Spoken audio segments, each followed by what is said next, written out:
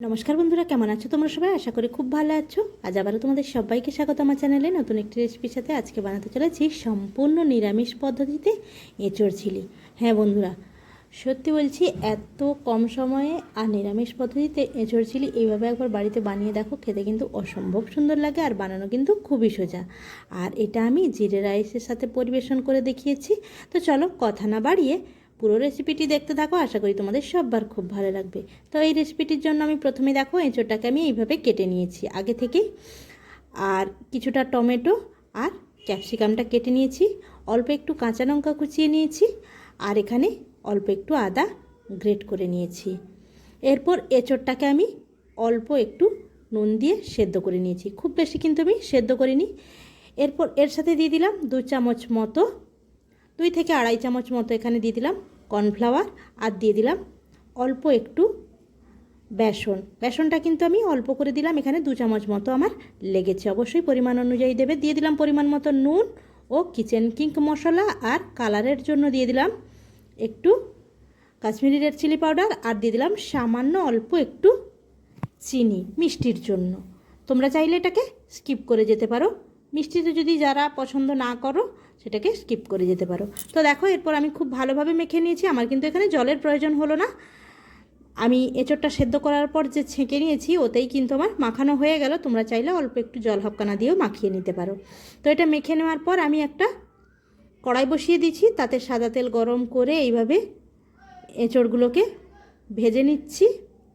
মেখে রাখা এঁচোড়গুলোকে এইভাবে ভেজে নিচ্ছি। তোমরা কিন্তু এইভাবে এঁচোড়গুলো ভেজেও সসের সাথে পরিবেশন করতে পারো, চায়ের সাথে খেতে কিন্তু দুর্দান্ত লাগবে। তো দেখো লাল লাল করে কিন্তু এঁচোড়গুলো আমার ভাজা হয়ে গেছে। এরপর এগুলোকে তুলে নেব। তো বন্ধুরা, আমার রান্না তোমাদের কেমন লাগে অবশ্যই আমাকে কমেন্ট করে জানিও, আর যদি ভালো লাগে অবশ্যই like comment share and subscribe করে পাশে থাকা বেল আইকনটি ক্লিক করে আমার পাশে থেকে যেও। তো দেখো একইভাবে কিন্তু সবগুলো এঁচোড় আমি এইভাবে ভেজে নিয়েছি। এরপর কিছুটা তেল গড়িয়ে নিয়েছি, অল্প একটু তেল কড়াইতে রেখে দিয়ে তাতে দিয়ে দিলাম কুচিয়ে রাখা যে কাঁচা লঙ্কাটা, আর গ্রেট করে রাখা সামান্য একটু যে আদা সেটা আমি দিয়ে দিলাম। যেহেতু নিরামিষ পদ্ধতিতে করছি তাই রসুন আমি দিলাম না, তোমরা চাইলে কিন্তু পেঁয়াজ রসুন দিয়েও করতে পারো। তো এরপর দিয়ে দিয়েছি ক্যাপসিকাম আর কেটে রাখা টমেটোটা দিয়ে নাড়াচাড়া করে নিচ্ছি। এখানে কিন্তু আমি আর নুন দিলাম না, নুনটা আমি একবারে দেব। এরপর দিয়ে দিলাম সামান্য একটু হলুদ গুঁড়ো আর কালারের জন্য একটু কাশ্মীরি রেড চিলি পাউডার দিয়ে নাড়াচাড়া করে নিলাম। অল্প একটু জল দিয়ে নাড়াচাড়া করে এরপর দিয়ে দিলাম ভেজে রাখা এঁচোড়ের পকোড়াগুলো দিয়ে আবার একটু নাড়াচাড়া করে নিচ্ছি।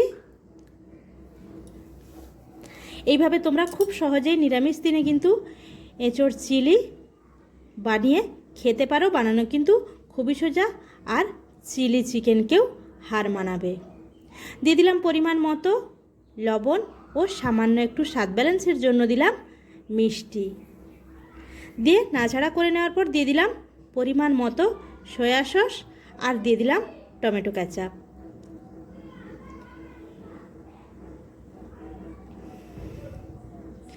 অল্প একটু নাড়াচাড়া করে নিলাম।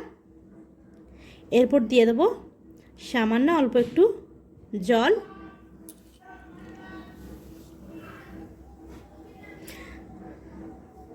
তোমরা এটা রুটি, লুচি, পরোটা অথবা জিরে রাইস অথবা পোলাওয়ের সাথে যে কোনো নিরামিষ দিনে পরিবেশন করতে পারো।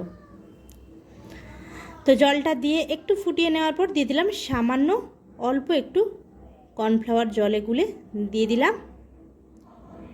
তো দেখো খুব সহজেই কিন্তু এঁচোড় চিলি কিন্তু আমার পরিবেশনের জন্য পুরোপুরি রেডি।